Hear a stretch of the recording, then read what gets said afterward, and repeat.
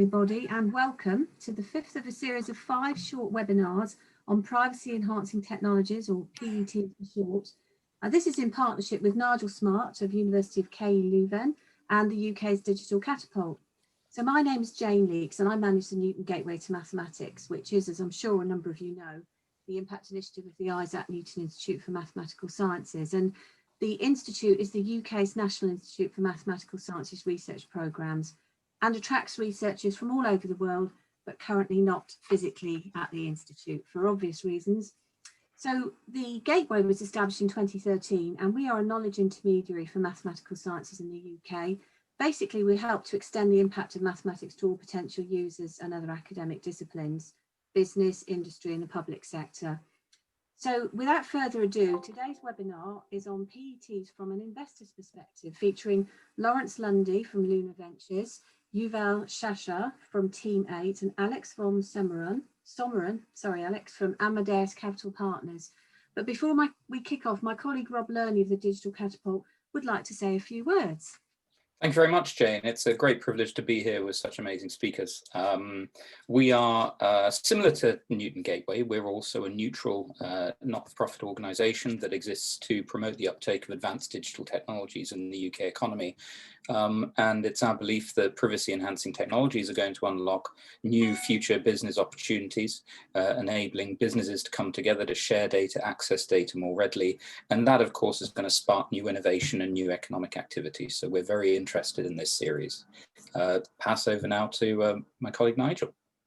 Hi everybody. So today we've done this the last of 5.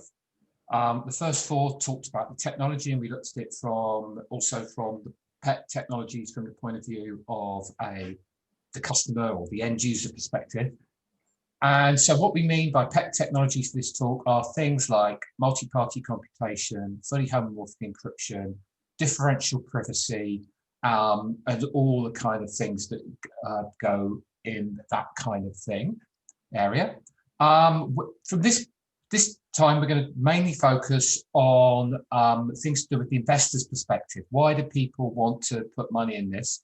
And for that reason, I'm sitting on the Greenwich Meridian with one foot in the Eastern Hemisphere and 1 foot in the Western Hemisphere. So you can see the City of London, the big financial house behind me. So that's the only reason for my background.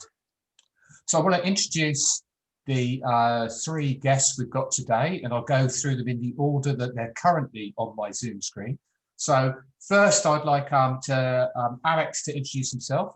Alex is in the UK investment community in cybersecurity. Alex is well known. So just for those people who aren't in the UK or not interested in investment, introduce yourself, Alex. What's your background and what's your interest in pets? Thanks, Nigel. I'm a career entrepreneur, now turned venture capitalist, gone over to the dark side, and my past involved building cryptographic hardware. So I have some kind of underlying experience of commercializing ideas in this domain. These days, I invest for Amadeus Capital Partners, which is a venture capital firm here in Cambridge, where I'm located today, and in London. And I manage early stage investing. So I do sort of seed and Series A, the first few rounds of people's investment needs. Thanks. Okay. Yuval, do you want to introduce yourself? Yuval's calling in from Israel today. Yeah, hi. So likewise, I spent most of my career as an entrepreneur building companies, mostly in the infrastructure space, somehow mostly got acquired by Cisco, not directly related to encryption. I then formed my own venture capital fund out of New York, investing mostly in the Israeli ecosystem. And then also in parallel partnered with Eric Schmidt and invested his capital in Israel. And am now in Team 8, which is this hybrid between venture capital and foundry, building our own companies from scratch. We have a lot of focus in cyber, and within that, a lot of interest in privacy and the future of privacy in general. Cool. And Lawrence, do you want to introduce yourself? Yes, thanks. So I was previously partner and head of research at Outlier Ventures, a UK-based investor and accelerator focused mainly on decentralized technologies like blockchains. And through that vehicle, we invested in Brave, the privacy focused browser, as well as Enigma, which was experimenting and continues to do so on sort of secret smart contracts on blockchains and various things. Now I'm at Lunar, seed stage deep tech investor out of Berlin.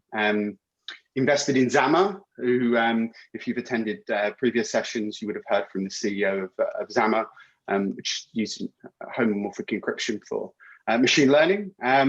And we have recently, over the last four or 5 months, done a deep dive into the PET space broadly, speaking to founders, academics, data scientists, corporates, to try and understand the space and get a better view of where to put our money over the next few years.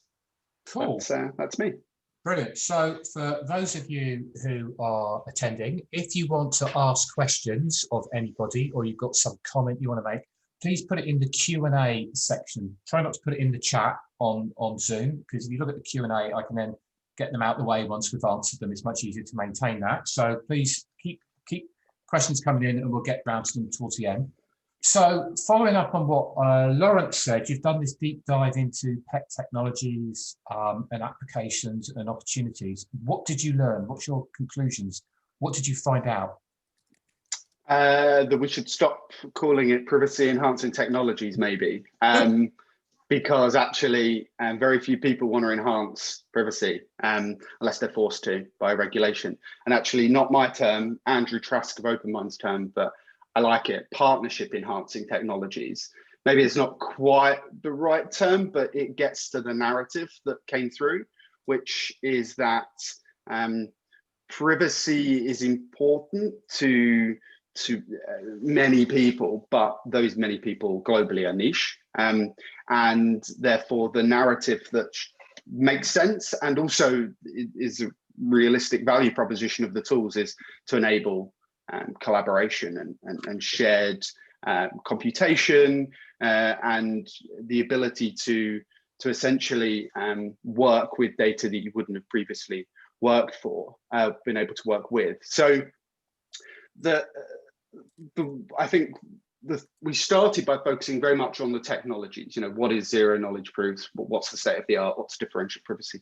What's the state of the art? But it took me a while and ended up flipping by saying to corporate buyers or data analytics team or compliance teams, like, what is your problem?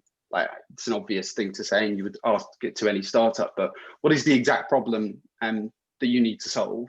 And then work backwards to say, okay, well, this particular tool might be helpful to solve that particular problem. So a good example would be you have personal identifiable information in a data set, and you don't need to over-engineer the solution. You just want to be able to use that data set somehow. And so if you know what that problem is, you can then explore and investigate the different available tools, and you may choose synthetic data tools, for example, because that solves that particular problem.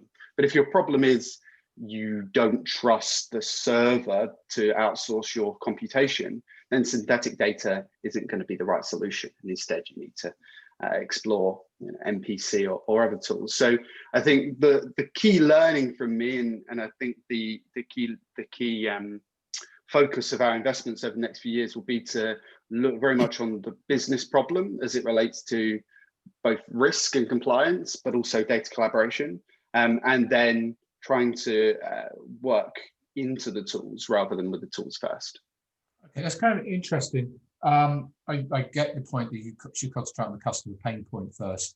But I think what was interesting from what you said is to call it partnership enhancing technology rather than privacy. So I was talking to, I can't remember who it was last week, at some other call, and they're doing a similar deep dive to you were doing, and they were trying to work out whether GDPR had caused any growth in this. And you just think, from your point of view, you're kind of implying that GDPR hasn't had any real impact in the adoption of these technologies or potentially. Well, I think that it certainly has in terms of it create it. If finding better workflows for your data or consent for the data you manage was the particular problem, then GDPR sort of raised it on the CTO's list of priorities, right? Maybe it was 10 and maybe now it's 3. And so you were more likely to, one, get a foot in the door, and then two, adopt it. But I think what GDPR did more broadly is it sort of changed the way the wind was blowing. So to some extent, it shows that this is the first shot across the bow. And there are very likely, and there was with California as well, and I think globally now, the number of internet users that fall under some data protection regulation is above 50%. And I think that's only going to grow. And we start to see regulators and just government more broadly getting involved in the internet industry in terms of regulation. It was the first step towards a new approach to how governments interact with the internet space. And therefore, I think if you're a business and this was never a consideration before, GDPR, maybe it wasn't exactly making a market, but it certainly was directionally correct. So I would imagine over the next 5 to 10 years, more legislation and more protection of data is the way we're going to go, as opposed to the opposite. Cool. Right, so let's turn to Yuval. So you've invested in companies which are actually using MPC and FHE, and you're involved in those companies. So tell us about their story and why you got involved and what they're doing in this space. So I was the first investor in Unbound, which is in the MPC space and the key management world. I was the first investor in Duality, which is in the homomorphic encryption space. And I'll mention just one more, which we'll be building out of Team 8, which is more generally trying to re-architect the end user data in a way that will ensure privacy by design. So rather than look for all the horses after they left the barn, we're trying to build a better barn, so to speak. Why I was attracted to this, I would say twofold. One is kind of a much bigger, higher level rant, but I honestly think that mismanaging privacy will end up being a bigger problem than, I don't know, global warming. It's kind of a society problem, and I don't think I can exaggerate this enough. But the whole idea of democracy is based on the fact that the wisdom of the crowds gets things right most of the time. But if I have enough data points about everybody and I can use it to manipulate everybody, then democracy loses its holding.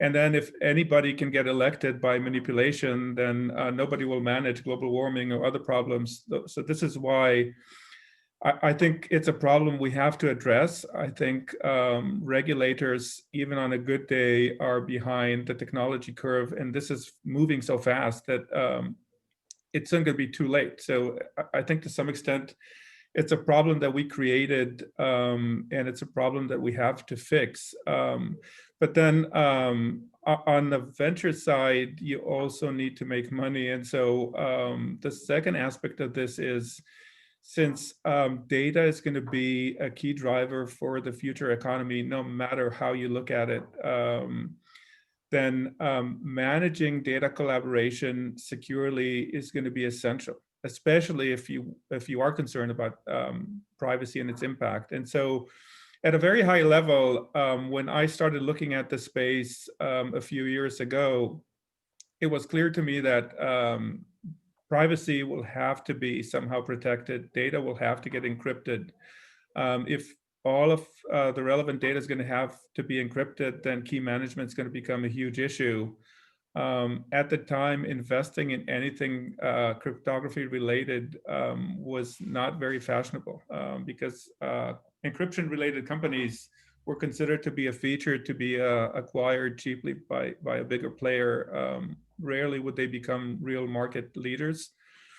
But my sense was that this is about to change, and I still feel strongly that where we're headed, being able to collaborate over data securely and intersect data sets securely and interface with people without infringing their privacy is going to be a huge issue for the next 5 to 10 years. Nice segue into Alex, because you founded a cryptography company many moons ago. Was it sold cheaply? I wouldn't say it was sold. Do you mean the product, or do you mean the company itself? I think Yuval was talking about the company being sold cheaply. Well, I think, look, within Cypher, we got lucky getting listed in an IPO in a time when Eugene Kleiner of Kleiner Perkins has a great phrase for this. He says, in a tornado, even a turkey can fly. And I think, you shouldn't kind of overestimate the quality of a business that manages to get an IPO in a bubble. But anyway, I'm happy with the nCipher journey, but I mean, Nigel, of course, you and Unbound are doing your best to make it redundant nowadays with a computational solution, and I think that's admirable. I think that's progress. So for me, the key data point here is I basically haven't invested in any PET companies yet. And just for the record, I have a small position in Hazy, the synthetic data business, which comes about because we help them through the Cylon accelerator. But other than that, I've evaluated quite a lot of businesses in MPC, in FHE, and so far I haven't placed any bets. And that's actually because in venture, although it's important to get access to deals, one of the biggest risks is that you get into things too early before the market really explodes. And I think we're all here because we agree that PETs are going to be important, and we all think that these are really interesting technological solutions. But I think, just strictly as an investor, I have to prioritize. What I'm supposed to do is make money for my investors. I'm not just supposed to invest in cool, geeky toys because I like them. And I would probably be a much worse investor if I only did that. So I'm, trying to just really wait until I see evidence that the solutions that are being offered are actually relevant to problems that really have. That was the exact conversation that I think Lawrence, started earlier on. And it is important to understand investors are businesses too, and their business is making people money. And that means they make decisions which are prioritized on different criteria than mathematicians and cryptographers and geeks more generally. I love a shiny toy just like the next technology person, but in the end, I have to wait until I think I'm going to make the maximum possible return out of an investment. And so that, at the moment, I'm watching and waiting. I suppose always if you get a new shiny toy, it's usually discarded by Boxing Day anyway. So well, that's right. The cardboard box usually turns out to be more fun and lots cheaper. Yes. So the other thing you do is you mentioned Cylon. So Cylon, I know what Cylon is, but I doubt anybody turning up here knows what Cylon is. Can you explain what Cylon is? It's specifically related to cybersecurity. Yeah.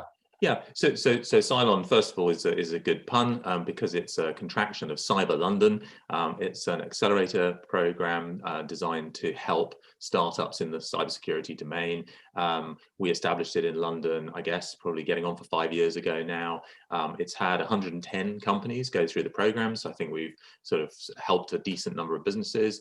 And it basically was just a sort of traditional model. We gave people some cash, we gave people 3 months of mentoring and introductions to potential customers and space to live in and that kind of thing, and tried to just stimulate the growth of the early stage cybersecurity market. And there are a number of other really good accelerators around that have sprung up since, and so I think this is sort of contribution to the ecosystem. Cylon's evolved. The folks that run it now are turning it into a more sort of traditional investment fund type solution. But I think the whole industry benefits from having platforms that help early stage businesses get started and get supported. So I'm happy to have played a part in that. Cool. So we've got some questions coming in, so we'll kind of answer them and so on. So we've got an anonymous attendee, whoever an anonymous attendee is, and following up Alex's point there, what's going to be the tipping point? What indicators are you looking at to see that you're going to be interested in supporting technologies that are for partnering or privacy or whatever we're going to call P in this in this meeting today. For some value of P. So yeah, I think, look, in the end, investors are fairly simple folk. They get excited about money, they get excited about sales, they get excited about evidence that customers really are getting their problems solved. Of course, smart investors try and get in ahead of the curve. So the art of it is to, time your market entry well. But we talked a bit earlier about one of the important sort of background indicators of change, which is regulation. Actually, a lot of what happens in technology is driven by regulation and by compliance obligation. GDPR is a good example. But it's interesting how indirect the benefit of GDPR has been to the sort of stimulus of the market. And, this is a common pattern. We've got lots of other kind of perverse kinds of interventions, like, the still annoying cookies blocking pop-up that the European Union has helpfully given us, which I think, probably annoys all of us every day. And it's there for a good reason, but it's probably not implemented in quite the right way. GDPR, is starting to, I think, stimulate the market. But yeah, I mean, I'm not going to give up my kind of, secret signal that I'm going to use for investing, I'm afraid. Sorry, anonymous attendee. But I'm going to be watching, show me the money. In the end, that's really the clearest indicator. When people actually buy stuff and pay for it, that's probably the strongest sign you can hope for. Okay, can I just jump in with two things?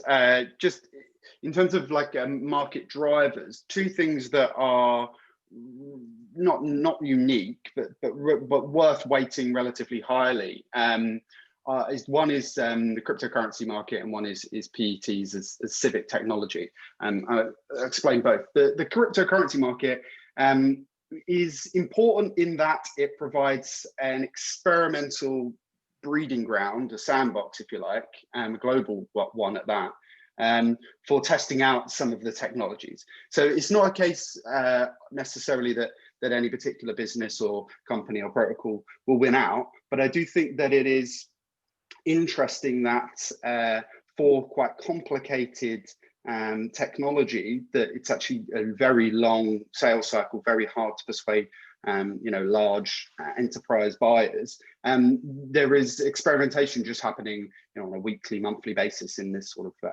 hotbed of the crypto market. And with that becomes, some failures, but then also some fast progress that may not happen elsewhere. I think maybe zero knowledge proofs and snarks and those sorts of tools probably wouldn't have developed and matured to such an extent without that existing. So that's on the one side. I think that helps speed up the technological progress. And on the other side, it's rare that a technology has sort of civic value, or at least the motivation for academics, for people, for founders working in the space is more than just I want to be a startup founder or I want to run a business.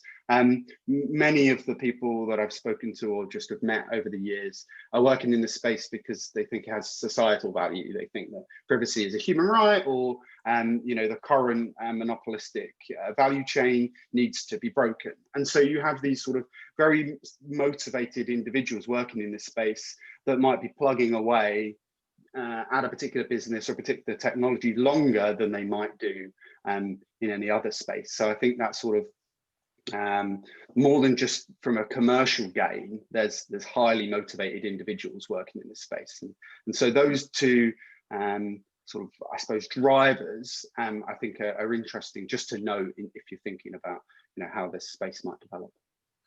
And if you don't mind, Nigel, just briefly, three really brief points.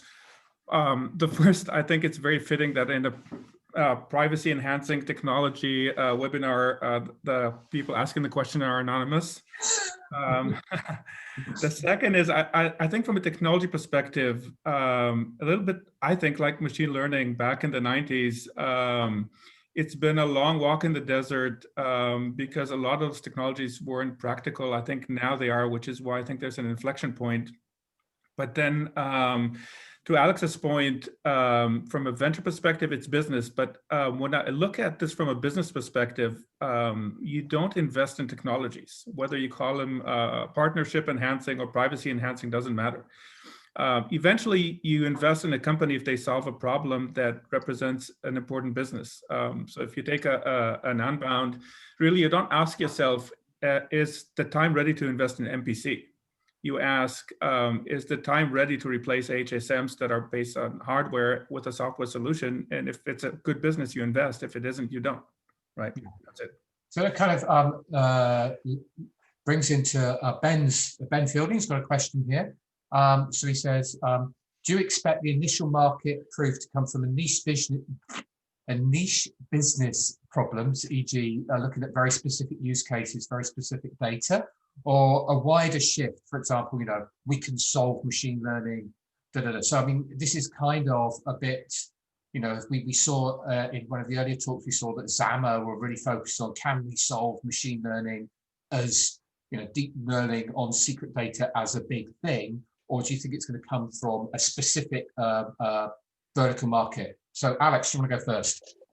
Yeah, I mean, I think generally this is a good way for businesses to progress, is to find something fairly crisply defined and do it really well. And then, that is liable to lead to other things. I think it's unlikely that a kind of market-wide shift is going to occur. It's unlikely that everyone's going to, suddenly decide that this is important at the same time. So on a practical level, the smart thing to do is to find a problem that if not a large number of people have, then at least a small number of rich people have, and then, go pick their pockets. They're usually banks, it turns out, because as the saying goes, that's where the money is. And so, actually, then once you've done that well, it becomes a lot easier to sell more solutions to more people and make things more widely available, usually at a lower price point. So, I think in the memorable words of somebody else, the main thing is to keep the main thing the main thing. Yeah, just maybe maybe more abstract way of framing it, may or may not be helpful for the audience, but still it helped me, is that I think that compliance is an easier sell, or reducing risk, partly because there's legislation to support it, at least as it relates to GDPR or other data protection rules, and you're more likely to be able to solve that pain point because there's money to meet compliance regulations. And so I think in terms of the use cases that people are prepared to pay for now, and it's a burning platform, to use a cliche, would be something like processing PII, personal identifiable information, or data liability. So they're the sort of things that you can get in the door with now. But I think it's important that that it isn't just a compliance tool, because I think that's a relatively small market and ends up being commoditized and looked in terms of lowest cost provider. I think the real values that are harder sell right now, because it's not a real issue, are things like you have this data set and you want to pool it with others, or you want to acquire more data, and maybe you want to use federated learning to do that. These sort of data collaboration type use cases, I think, are far more valuable, but less viable today. So if I was sort of thinking about what a go-to-market strategy may look like at a very abstract level, it would be to nail down on a sort of compliance or a risk use case, and then potentially grow into those broader data collaboration use cases. Okay, Yuval, you've got anything there? Yeah, I actually think that some of the initial use cases wouldn't be that niche. So the way I would see the progression, I do think if you take existing models and extend them, it's a way to evolve the business. And so there are a lot of existing models for data collaboration, and they're applied for data that doesn't have PII or other constraints. If you could extend your data sets to the same collaboration model with the same monetization model, using things like homomorphic encryption, then they don't necessarily have to be niche. They will just start slow because you have to build a trust. But in essence, they could be really big markets. I think where this will go is once this becomes more common, I suspect that this would become a layer in cloud computing. And within that layer, just like for machine learning, you'll be able to throw your data out there encrypted. You'll have APIs, people would collaborate on it. Everything will be taken care of. That's probably years away. But taking existing models for data collaboration or existing models for managing keys or building custody services for digital data or digital assets or cryptocurrencies, all of that is, I think, ready to go. Okay, so that's nice, because that leads, I love these things because every time someone has something, there's always a question which kind of leads into it. So it's kind of really good. So Dan always has very good questions. So in some sense, what you're saying about putting it out to the cloud, we know that there's a lot of investment on pet technologies from the big companies. We know Apple, Google, Facebook, Alibaba have got investments here, Bosch, Sony. Oh my God, you know, the list, there's a huge number of financial institutions interested, especially when you think of the blockchain space and zero knowledge proofs. And then there's a bunch of startups. And of course, the startups are what investors are interested in. In this space in particular, do you think, because of this interest of big companies and the fact that this application in the cloud, do you think the killer app and the killer monetization or the future is going to come from the big corporate world or from the startups?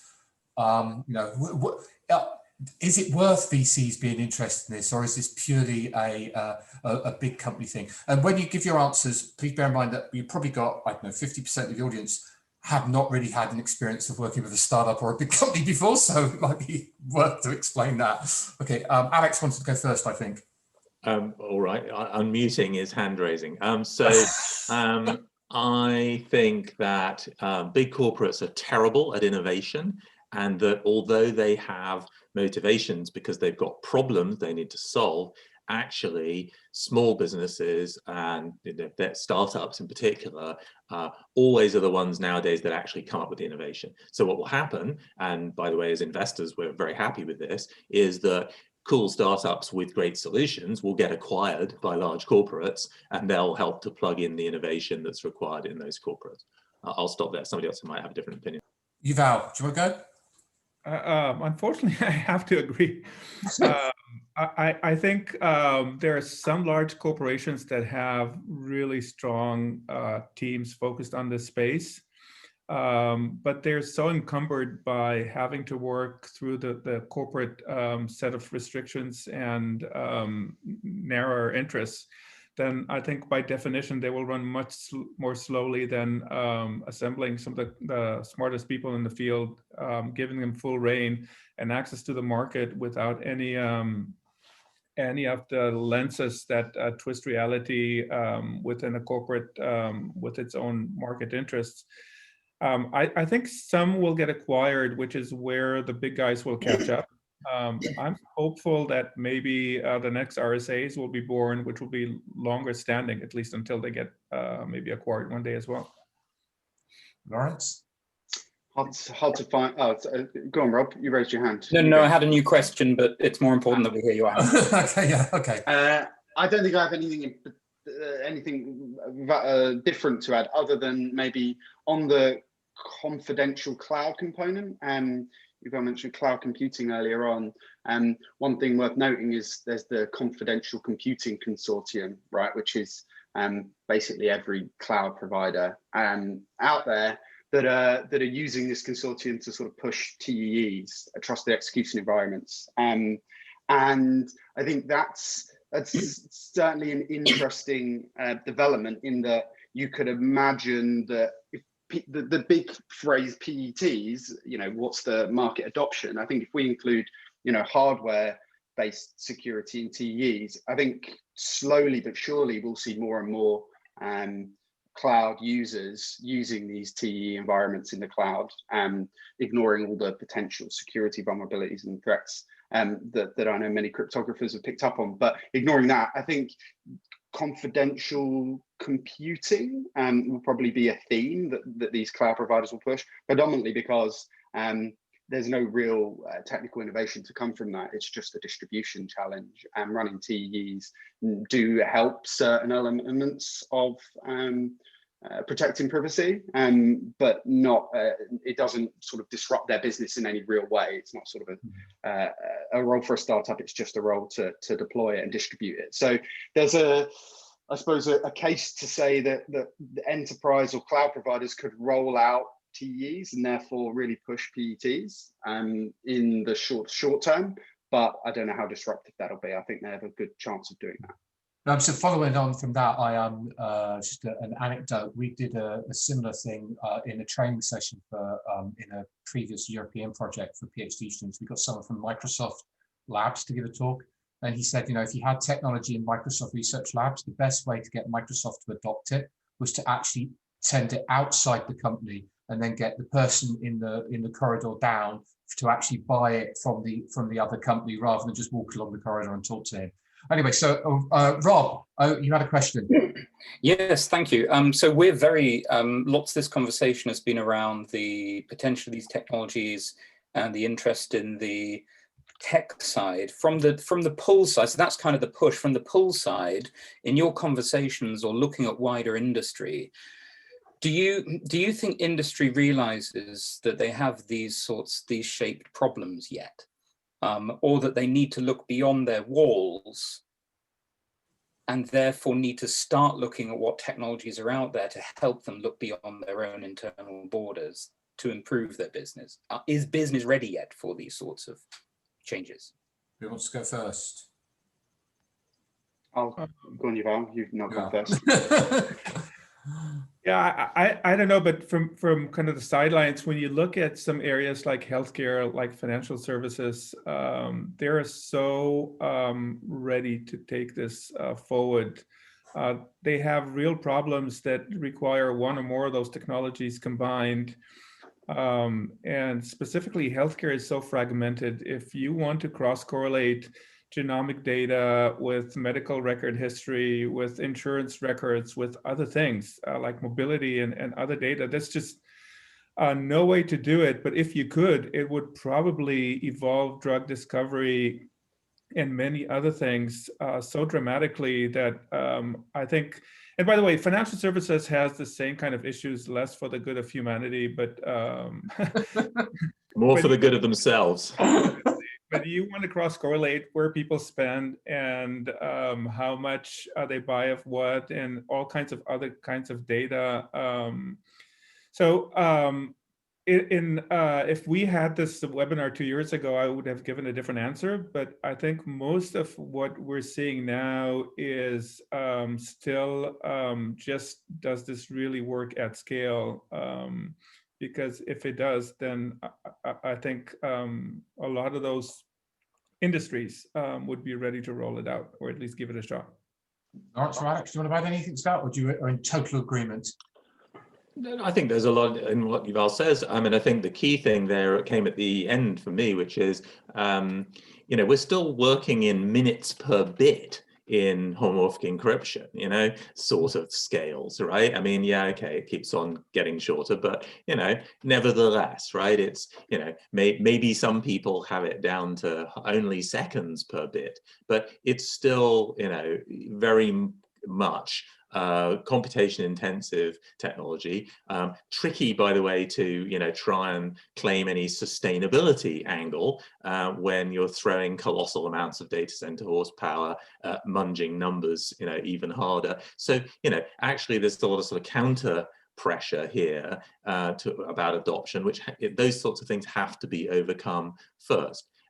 In the meantime, yeah, there would be huge value in collaboration across healthcare data, and even amongst and between banks. If they didn't have to show each other things, they might potentially be able to collaborate and and still stab each other in the back, which of course is what they principally spend their time enjoying. So I think there absolutely are interesting opportunities here, but we've got a lot further to go in terms of the kind of economics, or the lowercase e, the broad costs, before it's going to become really appealing. Okay, so I'm going to roll in two questions together here. So what's the role of regulators and the government in this? Do you think they should just get out of the way, or do you think actually regulation can help make things happen, or what do you think going forward? Lawrence, you look like you're about to say something. Yeah. I guess maybe I could speak to the EU and the UK perspective a little bit, is that there's just not the necessary understanding or the bandwidth actually in the UK at the moment to even consider these things in depth. And I think that regulations are a very crude tool and often has unintended consequences we've described with, as Alex mentioned, with the cookies stuff. So my philosophical view is, you know, get out the way, provide the rules of the game, but don't specify implementations. I mean, I think that's probably true for now, but I do think we should probably be bolder, or the governments have an opportunity to be bolder in at least providing a space for innovation for this work. So whether that's, you know, the ICO, the Information Commissioner's Office in the UK has a sandbox, and obviously the FCA have their financial sandbox, not for PET specifically, but I do think there's an opportunity maybe for an energy sandbox by Ofgem in the UK, or potentially a healthcare one, the NHS, where we don't need to legislate and specify, but instead we try to enable this innovation to happen, get out the way. So with PET companies particularly, you know, you don't want to have to think about all the GDPR regulations. You don't want to have to think about all the different data protection rules and regulations from day one. You want to build a product and see if people want to use it. And I think, therefore, the role of the government in this view would be to create those innovation experiments. Okay, Alex, or Yuval? Oh, sorry, quickly. No.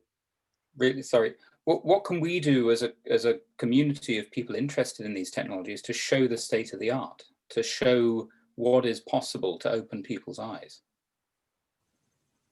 Yeah, it's a good question. I think to a large degree, the regulator innovates with a rear view mirror, and it's kind of by design.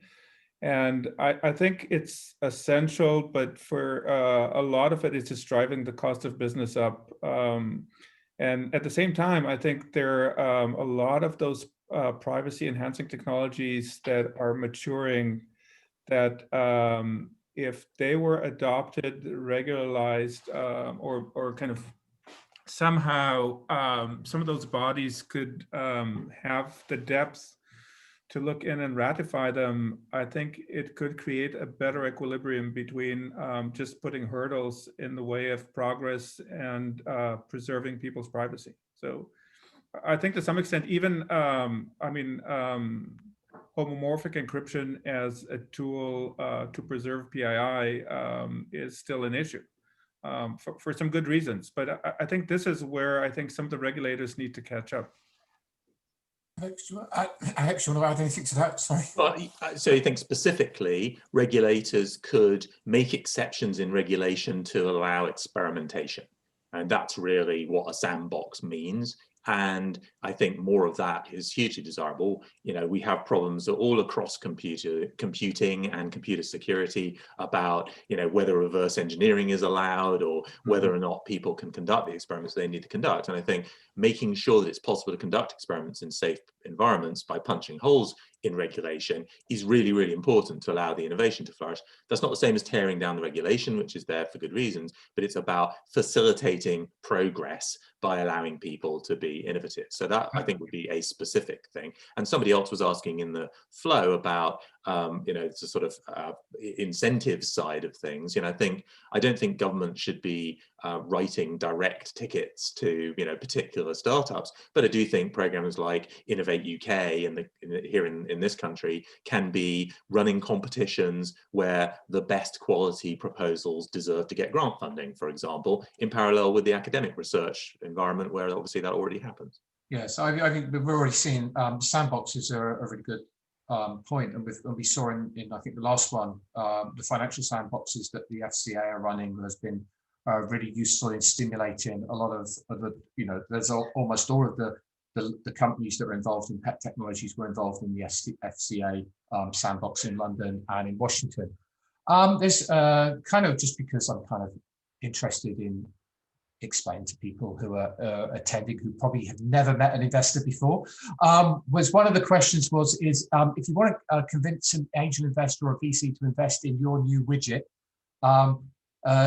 do you require a prototype of the whole thing, or just a prototype of the little bit of the widget or whatever? What do you like to see before putting your money in? I just want to get everyone laughing at this point. So what's the best way to get money out of your pocket? I thought you were on this, Alex. At least my 2 cents at a very high level, you know, that the early risks when you start building a widget typically all fold into those categories of team technology and market risks. By far, the biggest is market. So will people want to buy your widget, and does it solve a big enough problem where it represents a big opportunity is by far more important than having the widget constructed in any way. If the answer is yes, then yes, you want to convince the investor that you can actually build it. So you either prototype it or have any other kind of convincing arguments to say that that there is a chance that you could actually build it and scale it and operationalize it so that if people want to buy it, it will work. And then you want to show that you and your colleagues are a relevant team to develop this thing for this market, because otherwise you probably need to reach out to people who are more fluent in this market. And then combined, you can only, sometimes all you need is a deck of slides. If it's convincing enough, people will invest. Sometimes you need more. So that's the platonic answer. There's nothing to add there. The the three things you heard are the three things: the size of the market opportunity and the evidence that the market opportunity is actually ready. That's really the crunchy thing. Of course, the more complete your prototype, the easier it is to convince people that you know what you're doing. But VCs write checks to people who have, the one side of a piece of paper, talk a good game, just have slides. They absolutely do. So it's not necessary to have that. But the thing that probably trumps all of these ultimately is having a team that convinces people that they're actually going to be able to execute. It's not just about being smart engineers. It's not about being great cryptographers. It's actually about assembling all of the elements. Somebody who's a leader, somebody who can sell, somebody who's going to ensure that the product actually gets delivered. And if you can bring all those things together, then your chances are greater. But in the end, there are a lot of investors in the world. And there's also, therefore, as many opinions, maybe even more, than there are investors. So you can always get an outlier to give you a check for, almost any combination of the above. Okay. Lawrence, do you want to add anything? Or? I mean, almost nothing I could possibly add. Yuval and Alex got far more experience on this. The only thing that I thought of was it won't be long if you start getting some early traction before you're no longer doing the execution and you're managing managers, and you've got to scale it and you've got to build a company. So at the end of the day, even an angel investor or at a very early stage is investing in the team, and not just can the team develop the product, but has the team got the capacity to develop a company? And so there's some managerial elements to that as well, which I think it's important even at a very early stage. Okay, so there's a lot of quite very, very specific questions, which I'm going to kind of sort of wrap up together in a question here. So there's a lot of people interested in specific to do with, using biometrics or using pets, or can we have hardware accelerators for pet technologies and things like that. So they're very kind of narrow. What's your view? Where do you think the big breakthrough in the technology is going to come that's going to actually enable a widespread adoption? Is it being able to process biometrics securely, or is it going to be just a general piece of gumph that we can put on, the hardware acceleration that we can put on everyone's motherboard? So what do you think's the problem that's stopping the technology being adopted? Is it technology? Is it lack of understanding? Is it the bandwidth, or is it the use cases like the biometric use case? Where is this the problems to stopping the technology being adopted? So that Alex and Yuval don't give all the good answers first. The one that hasn't mentioned, and Nigel, you didn't mention, there is this integration piece, which came up a lot in my conversations recently, which is it's just the whole stack often needs to be different. And it's just really, really hard to integrate with existing stuff. Somebody mentioned, you're using a Google API and you've built a stack that has certain privacy guarantees, and then Google changed something, and then your whole guarantee changes, or you have to go back and change the stack, and it's just very intensive. Today, it's much easier and much cleaner if you just have no existing infrastructure to build into, and you just offer a product standalone, and then you can get certain privacy guarantees, and it's easier to manage. So this whole integration piece seems to be one of the bigger problems, and that suggests to me that we need a lot more developer tooling. We need a lot more libraries. We need to work on just many of the developer tools that this industry just doesn't have yet, that will help manage that integration piece. And so not necessarily core tech, but that middleware GUMP layer would be my view. That kind of actually leads in before the others answer, because it kind of related to the, Mark. Don't know which Mark that is. Is that Mark, the Mark we interviewed earlier? Says most pet developer companies or pet developers are. He says a couple of crypto PhDs, a master's degree, and 5 years programming experience. And this is not the average developer. So that's kind of like this middleware thing that Lawrence was talking about. How do we open it up to get people to, use the tech? So maybe that kind of also adds to the conversation here. Alex, do you want to mention anything, or? Yeah. Yuval looked keener.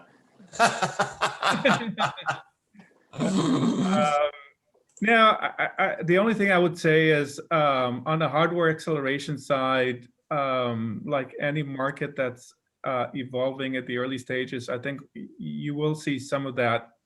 And I think technology needs to be good enough before it's widely adopted.